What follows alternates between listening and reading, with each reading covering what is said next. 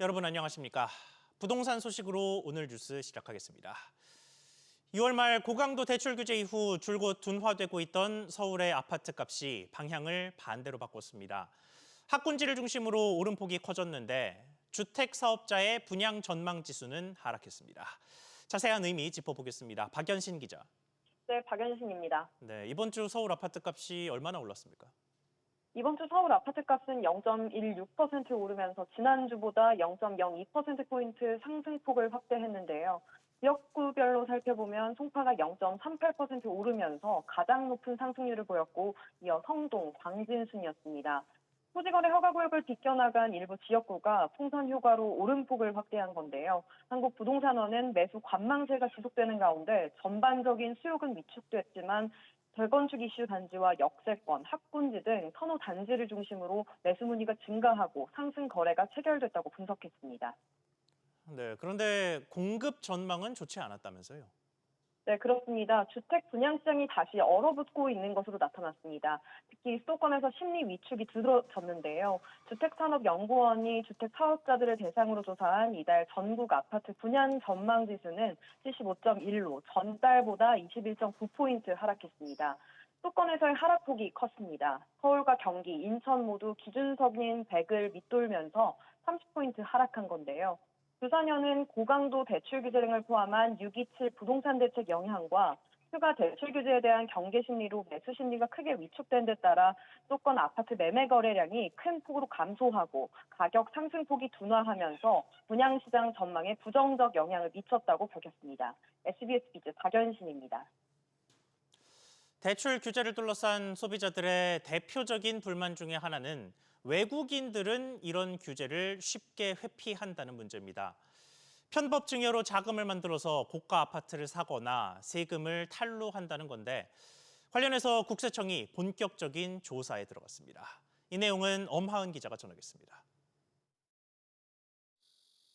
국내 아파트를 사들이는 외국인의 수는 매년 늘고 있습니다. 외국인은 지난 2022년부터 올해 4월까지 모두 2만 6천 채의 아파트를 사들인 것으로 나타났습니다. 대부분 수도권 아파트를 취득했는데 서울로 보면 강남 3구와 마용성 고가 아파트를 사들인 외국인이 많았습니다. 문제는 각종 편법을 이용해 아파트를 취득하고 세금마저 회피한 외국인이 상당수라는 점입니다. 국세청에 따르면 이들은 금융당국이 해외 계좌에 접근하기 어렵다는 점을 이용해 편법으로 자금을 증여받아 고가 아파트를 구매했습니다.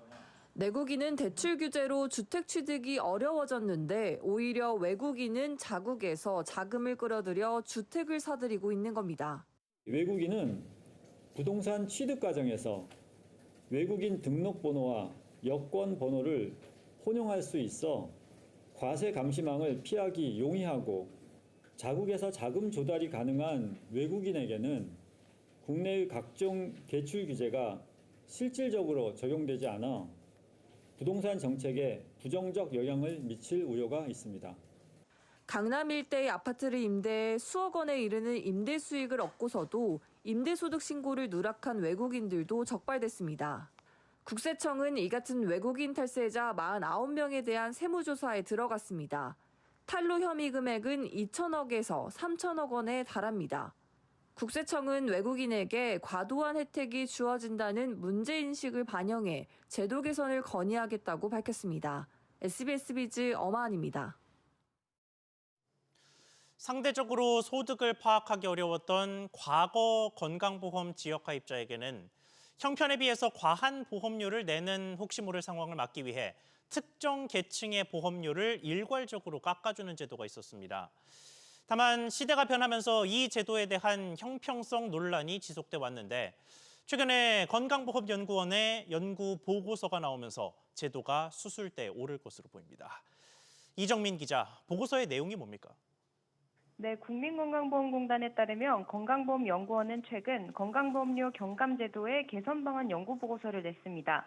소득 중심의 공정한 부과 원칙에 맞춰 제도 전반을 개편해야 한다는 지적이 담겼는데요. 먼저 현행 55세 이상 여성 단독 세대에 대한 보험료 경감을 단계적으로 폐지하는 내용을 담았습니다. 이는 지난 1998년 도입된 제도인데 상대적으로 경제활동이 어려웠던 특정 연령대 여성을 고려한 제도입니다.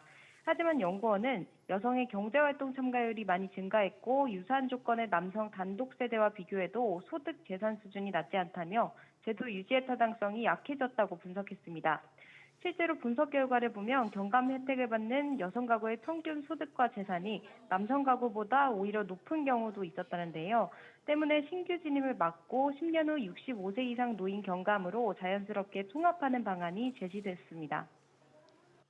네, 그리고 농어촌 경감 부분도 언급됐다면서요. 그렇습니다. 현재 농어촌 경감은 소득이나 재산과 상관없이 농어촌 지역에 거주하는 모든 지역 가입자에게 적용됩니다. 때문에 고소득자도 보험료를 22% 감면받는 문제가 생겼는데요. 연구진은 농어업인 지원제도처럼 소득과 재산에 따라 경감률을 차등 적용하거나 지원에서 배제하는 기준을 도입해야 한다고 제언했습니다. 이번 개선안은 연구원의 제안 단계로 실제 정책으로 이어지기까지는 사회적 논의 과정이 필요할 것으로 보입니다. SBS 비즈 이정민입니다. 이어서 경제 상황 짚어보겠습니다.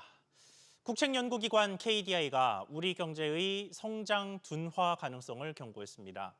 건설업 부진이 이어지는 데다가 미국의 반도체 관세 인상에 따라 수출 증가세도 꺾일 수 있다는 분석인데 취재기자 연결해 보겠습니다. 지웅배 기자. 네, 지용배입니다. 네, 이번 진단이 관세 협상이 타결된 이후에 처음 나온 건데 그럼에도 부정적인 평가가 우세하네요. 그렇습니다. 한국개발연구원 KDI는 오늘 경제동향 자료를 발표했는데요. KDI는 건설업 부진에 따른 생산 둔화가 지속되는 가운데 소비 여건은 일부 개선되고 있다고 진단했습니다. 특히 건설 투자가 큰 폭의 감소세를 지속하고 설비 투자 증가세도 조정되는 모습이라고 판단했는데요. 6월 건설 기성은 직전해보다 12.3% 줄며 2달 연속 큰 폭의 감소세를 보였고 설비 투자도 증가폭이 전달보다 축소됐습니다. 수출 역시 낙관하기 어렵다는 분석을 덧붙였습니다. 지난달 수출은 1년 전보다 5.9% 늘며 2달 연속 증가세를 이어갔고 특히 반도체 수출이 31.6% 급증해 전체 수출 증가를 견인했습니다. 하지만 KDI는 이러한 반도체 호조가 관세 인상에 대비한 제3국의 선제 출하 영향이 컸다고 분석했습니다. 앞으로 이런 효과가 사라지면 반도체 수출 증가세를 비롯한 전체 수출 흐름이 둔화될 수 있다는 분석입니다. 그렇군요. 자, 이런 가운데 그나마 긍정적인 분석이 나온 분야가 소비입니다. 그렇습니다. 시장금리 하락과 소비 부양책 등으로 소비 여건이 개선됐다고 KDI는 설명했습니다. 재화 소비를 뜻하는 소매 판매는 여전히 0% 안팎의 낮은 증가율에 머물고 있지만 지난달 소비자 심리 지수는 110.8로 직전 달에 이어 기준치 100을 크게 웃돌았습니다. KDI는 가계대출 금리는 하락세를 지속하는 등 소비 여건이 점차 개선되는 모습이라며 7월에 지급되기 시작한 민생회복 소비 쿠폰도 소비 회복에 기여할 것으로 기대된다고 밝혔습니다. SBS 비즈 지웅배입니다. 구윤철 경제부총리가 취임 후 처음으로 한국은행을 찾아 이창용 총재를 만났습니다. 두 수장이 주력하는 경제 세부 분야는 조금 다릅니다만 0%대 우려를 여전히 벗지 못한 성장률을 끌어올려야 한다는 목표는 같은 상황인데요. 어떤 이야기 나눴는지 자세히 알아보겠습니다. 정보윤 기자, 두 수장 만나서 무슨 이야기를 했습니까? 네, 구윤철 경제부총리는 조금 전 한국은행을 찾아 이창용 총재와 20분가량 면담을 가졌습니다. 0%대 경제 성장률을 끌어올리기 위한 구체적인 방안이 테이블에 올랐는데요. 구 부총리는 경제 성장률이 떨어진 이유는 우리 경제에 실력이 없기 때문이라며 핵심 아이템을 잘 키우면 노동 생산성도 올라가고 투자나 기술도 향상될 것이라고 말했습니다. 그러면서 단순히 제조업 르네상스식의 정책은 정책이 아니라며 경제 성장 전략은 AI 자동차나 SiC 반도체 등 구체적인 아이템 위주로 재정, 세제, 인력, 규제 등 모든 자원을 투입해야 한다고 말했습니다. 이 총재는 관세 협상으로 이달 말 금통위 통화정책 방향 회의에 큰 부담을 덜었다면서 성장 잠재력 확충을 위해 한은에서 연구하는 구조개혁 방안을 적극적으로 취사 선택해 반영해달라고 요청했습니다. 네, 그리고 새 정부의 첫 경제관계 장관 회의도 열렸는데 여기서는 어떤 이야기 나왔습니까? 네, 구 부총리는 이 자리에서도 정책의 구체성을 강조했는데요. 구 부총리는 구체적인 초혁신 경제 아이템을 집중 지원해 단시간 내 가시적인 성과를 창출하는 데 총력을 기울일 것이라고 밝혔습니다. 특히 맞춤형 교육을 통해 전 국민을 AI 전사화하겠다고 강조했습니다. 정부는 관계부처 간 논의를 거쳐 이러한 내용을 담은 이달 중 새 정부 경제성장 전략을 발표할 예정입니다. SBS 비즈 정보인입니다. 자, 지금 구 부총리가 강조한 혁신은 산업을 중심으로 이루어집니다만 내수 소비는 심리와 유동성으로 변화되죠. 그러면서 적극적인 소비 쿠폰 지급을 마무리하고 있는 정부가 수도권에 비해서 유독 회복세가 더딘 지방 경제를 살리기 위한 문화 쿠폰을 대거 풀기로 했습니다. 서주현 기자, 얼마 전에 서버 오류까지 일으켰던 영화 쿠폰 생각이 나는데 이번 쿠폰은 또 어떤 겁니까? 네, 정부가 문화소비 쿠폰 810만 장을 지방에 집중적으로 투입을 합니다. 앞서 영화관 할인 쿠폰 450만 장 지급을 시작한 데 이어서 미술전시 쿠폰 160만 장, 공연 예술 쿠폰 50만 장, 스포츠 시설 쿠폰 70만 장을 지급하는데 수도권에서 쓸 수 있는 쿠폰 2장에 더해 비수도권 전용 쿠폰 2장을 더 받을 수 있습니다. 숙박 쿠폰 80만 장도 풀리는데 이건 비수도권에서만 쓸 수 있습니다. 7만 원 이상 숙박 상품은 3만 원, 7만 원 미만은 2만 원을 할인해주고 경북 안동, 의성, 청송, 영양, 영덕 등 특별 재난 지역의 경우 각각 5만 원과 3만 원으로 할인 폭을 늘렸습니다. 예를 들어 2명이 안동 화해마을에 10만 원짜리 숙박 시설에서 2박을 하게 되면 총 20만 원 가운데 10만 원만 내면 되는 식입니다. 네, 그러니까 정리하면 숙박은 전체가, 나머지는 일부가 수도권에서는 못 쓴다는 얘기인데 이런 쿠폰은 어떻게 받을 수 있습니까? 네, 이 미술전시와 공연예술 쿠폰은 내일부터 숙박 티켓은 G마켓과 11권과 롤티켓 등 42개 온라인 채널에서 20일부터 선착순으로 받을 수 있습니다. 이 밖에도 비수도권 소상공인 제품을 5만 원 이상 구매하면 추첨을 통해 1등 경품 2억 원 등 총 10억 원 상당을 제공하고 9월부터 11월까지 교통과 숙박 등을 최대 50% 할인하는 등의 다양한 이벤트도 진행됩니다. SBS 비즈 서주연입니다. 이어서 기업 소식 전하겠습니다. 최대 실적 기록을 갈아치우고 있는 SK하이닉스 노사가 성과급 기준을 두고 합의점을 찾지 못하고 있습니다. 노조 측은 올해 임금 협상 결렬을 선언하면서 시위에 나선 상황입니다. 김한나 기자, SK하이닉스 노조가 내일도 시위를 이어가죠. 네, 그렇습니다. SK하이닉스 노조는 내일 서울 종로구 SK서린빌딩 앞에서 상경 시위를 진행한다고 예고했습니다. 이천 청주 전임직 노조와 기술사무직 노조 간부들이 모여 강경 투쟁에 나서겠다는 의지를 다지는 것으로 보입니다. 노조는 어제 청주에서 총파업 투쟁 1차 결의대회를 진행했는데요. 노조는 오는 12일 이천에서 2차 결의대회를 이어갈 계획입니다. SK하이닉스 노조가 임금 협상 결렬로 총파업 투쟁 결의대회를 여는 것은 창사 이래 처음입니다. 네, 그만큼 이례적인 시위를 벌이고 있는 건데 노사가 구체적으로 어떤 부분에서 이견을 보이고 있습니까? 네, 초과이익 분배금 PS로 불리는 성과급이 발단입니다. PS는 연간 실적에 따라 매년 한 번 연봉의 최대 50%, 기본급의 1000%까지 지급되는 인센티브입니다. SK하이닉스는 지난 2021년부터 전년 영업이익의 10%를 재원으로 PS를 지급해 왔는데요. SK하이닉스가 지난해 창사 이래 최대 실적을 기록하면서 갈등이 시작됐습니다. 노조는 구성원들이 정당한 보상을 받아야 한다며 영업이익 10%를 모두 PS로 지급해야 한다는 입장을 고수하고 있습니다. 이에 사측은 노조가 PS의 구체적인 상한선 기준을 제안할 경우 그 안을 토대로 검토해보겠다는 입장입니다. 결국 양측은 결론을 내지 못하면서 전임직 노조는 지난달 29일, 기술사무직 노조는 같은 달 31일 올해 임금교섭 결렬을 선언했습니다. SBS 비즈 김한나입니다. 현대자동차가 미국 제너럴 모터스 GM과 차량 공동 개발을 진행합니다. 2028년을 목표로 5개 차종 신차를 출시하기로 했는데 현대차가 다른 완성차 업체와 공동 개발에 나서는 건 이번이 처음입니다. 윤지혜 기자, 일단 두 회사 구체적인 협력의 영역이 어떻게 됩니까? 현대차는 오늘 GM과 공동 개발할 첫 5개 차량에 대한 계획을 발표했습니다. 양사가 지난해 9월 체결한 양해각서에 기반해 글로벌 시장을 위한 공동 차량 개발 프로그램의 후속 발표입니다.